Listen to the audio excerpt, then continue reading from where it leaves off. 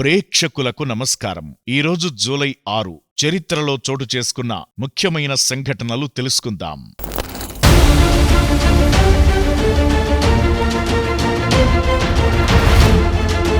1785లో America డాలర్ను అధికారిక కరెన్సీగా ప్రకటించింది. నాణేల తయారీకి దశాంశ వ్యవస్థను ఏర్పాటు చేసింది. దీంతో ప్రపంచంలో డెసిమల్ వ్యవస్థను అవలంబించిన మొదటి దేశంగా నిలిచింది.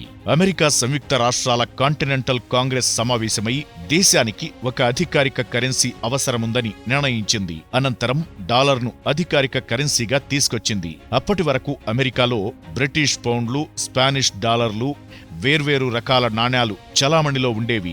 డాలర్ అనే పదం స్పానిష్ డాలర్ ఆధారంగా ఎంపిక చేయబడింది. అమెరికాలో డాలర్ ఇప్పటి వరకు కొనసాగుతోంది. 1957లో ఆల్థియా గిబ్సన్ వింబుల్డన్ సింగిల్స్ టైటిల్ను గెలుచుకున్న తొలి ఆఫ్రికన్ అమెరికన్ అథ్లెట్ గా నిలిచింది. ఫైనల్ మ్యాచ్లో అమెరికా ఆటగాడు డారోథీ కోడర్ను ఓడించి మహిళల సింగిల్స్ టైటిల్ గెలిచి చరిత్ర సృష్టించింది.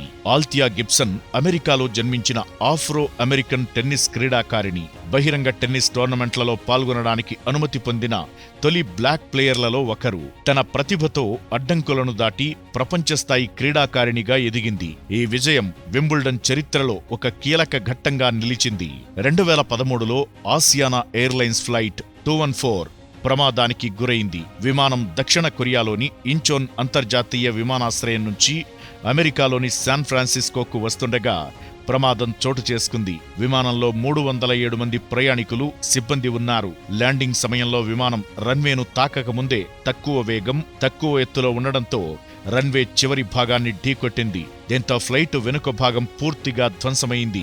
ఈ ప్రమాదంలో దాదాపు 180 మందికి పైగా గాయాల పాలయ్యారు. 1787లో భారతీయ బొటానికల్ గార్డెన్ పశ్చిమ బెంగాల్ హౌరా జిల్లా శివపూర్లో స్థాపించబడింది. ఈస్ట్ ఇండియా కంపెనీకి చెందిన కల్నల్ రాబర్ట్ క్లైడ్ ఈ గార్డెన్ను స్థాపించారు. ప్రస్తుతం ఈ తోటను చంద్రబోస్ ఇండియన్ బొటానికల్ గార్డెన్ అని పిలుస్తున్నారు. భారతదేశానికి చెందిన మొక్కలను సేకరించి అధ్యయనం చేయడం, బ్రిటన్కు ఎగుమతి చేయడం వంటి ఉద్దేశాలతో ఈ గార్డెన్ను ఏర్పాటు చేశారు. ప్రస్తుతం ఈ గార్డెన్ భారతదేశంలో అతిపెద్ద బొటానికల్ గార్డెన్లలో ఒకటిగా పేరుగాంచింది. ఇక్కడ 12,000 కంటే ఎక్కువ మొక్కల జాతులు ఉన్నాయి.